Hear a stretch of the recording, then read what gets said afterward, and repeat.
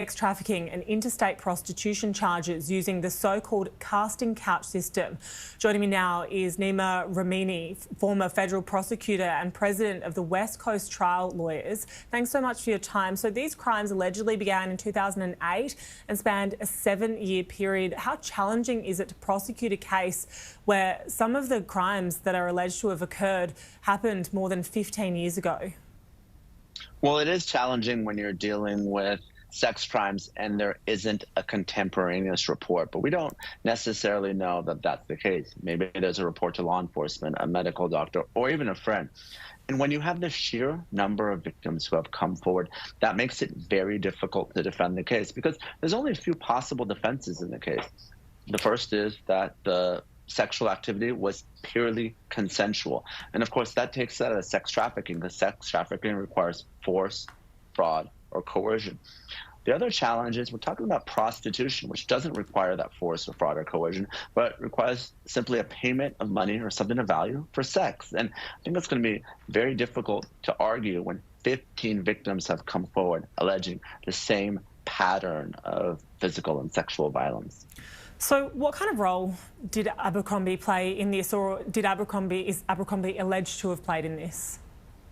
Well, we know that there's other people involved. There's 2 co-defendants, and we've seen it time and time again with sex abuse cases. Jeffries himself isn't alleged to have been recruiting the victims. He has individuals who were allegedly helping him do so. Now, I know the civil plaintiffs who have filed lawsuits, they absolutely want Abercrombie owned by the limited. They want the company liable because that's a deep pocket that can pay a potential large civil settlement or judgment. It's not necessarily going to have an impact on the criminal case. Although criminal organizations can be charged criminally, that's rare and not very common, and really they can only be fined. So to the extent there's other individuals involved, it will certainly make the case stronger because you have potential witnesses and potential co-conspirators that can flip and testify at trial. But as far as the criminal prosecution itself, I don't think whether Abercrombie as an entity is included or not is going to make a huge difference in the case. You mentioned before the strength of the case, considering that there are 15 alleged victims. Are we likely to see more come forward, do you think?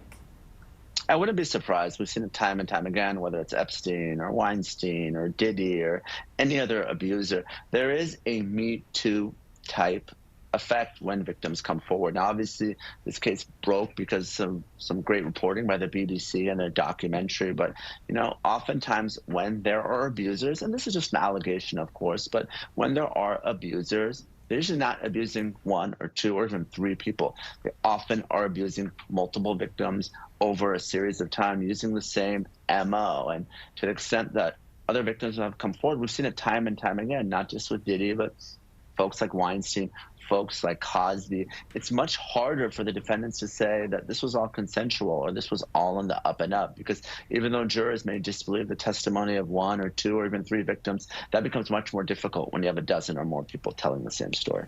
All right, Neama Rahmani, former federal prosecutor and president of West Coast Trial Lawyers. We appreciate your time. Thanks so much. Oh, thanks for having me, as always.